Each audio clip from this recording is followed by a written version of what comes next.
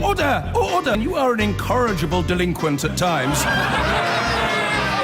Behave yourself, man!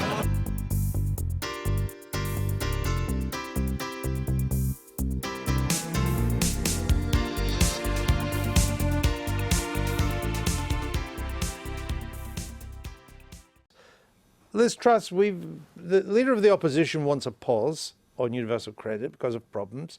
Heidi Allen, one of your own MPs, wants one.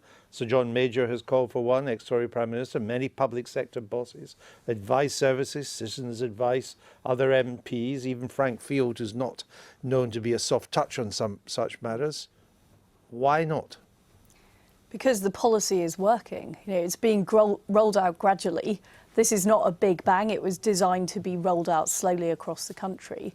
And what we've done is we put in place extra measures. So if there is an issue of hardship, somebody can go into their local job centre and they can receive additional finances that day.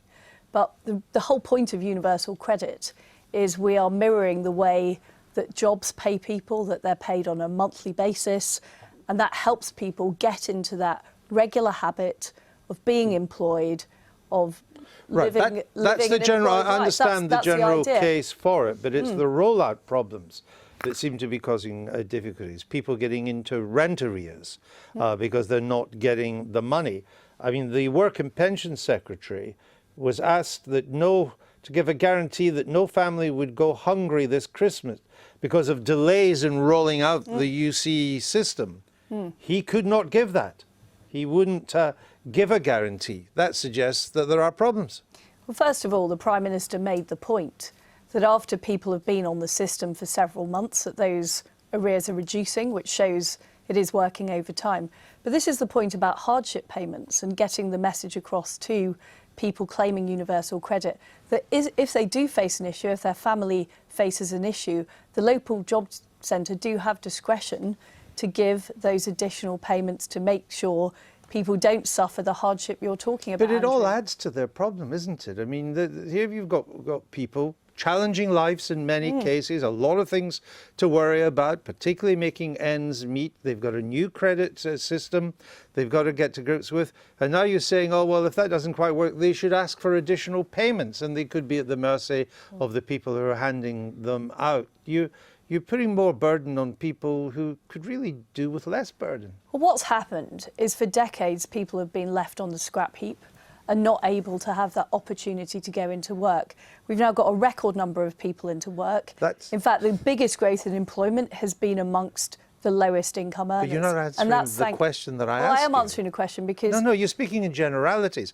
I asked specifically of people with difficult lives having to deal with, if this doesn't come, I've got to go and ask for something else. So specifically, if you go to a job centre now, they are fantastic. They have great people on the desk there who give people help with filling in their CVs, getting the training they need, getting into local work.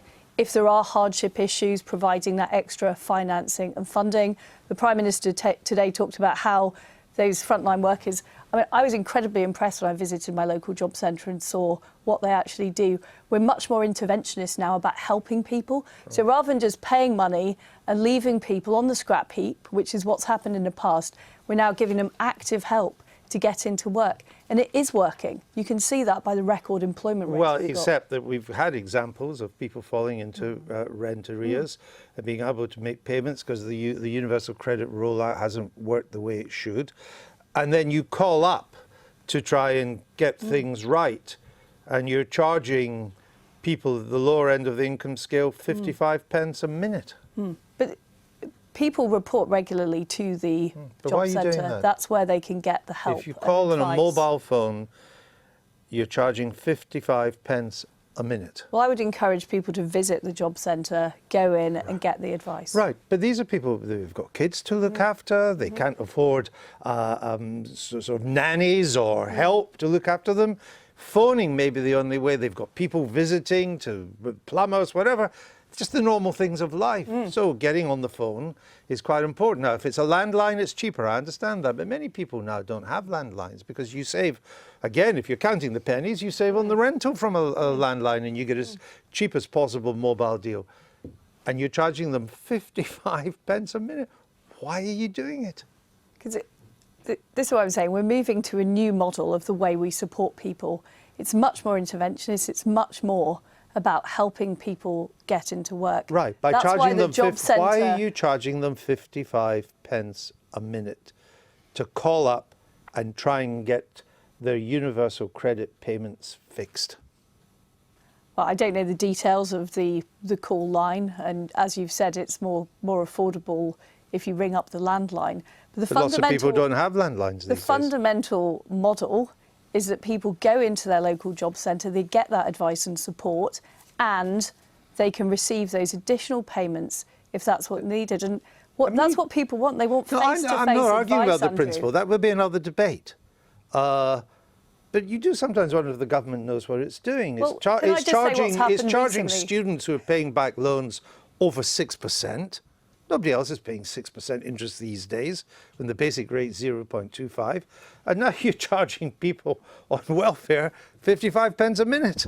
I mean, changes have already been made by the Welfare Secretary. So at conference, he announced this additional approach of people being able to go in and get same-day support. This is a system that's being gradually rolled out, but the majority of the feedback I get from my constituents about universal credit is incredibly positive. And I don't think we should allow the fact that, that there have been issues, which the Welfare Secretary has acknowledged, to overshadow what is a hugely positive programme.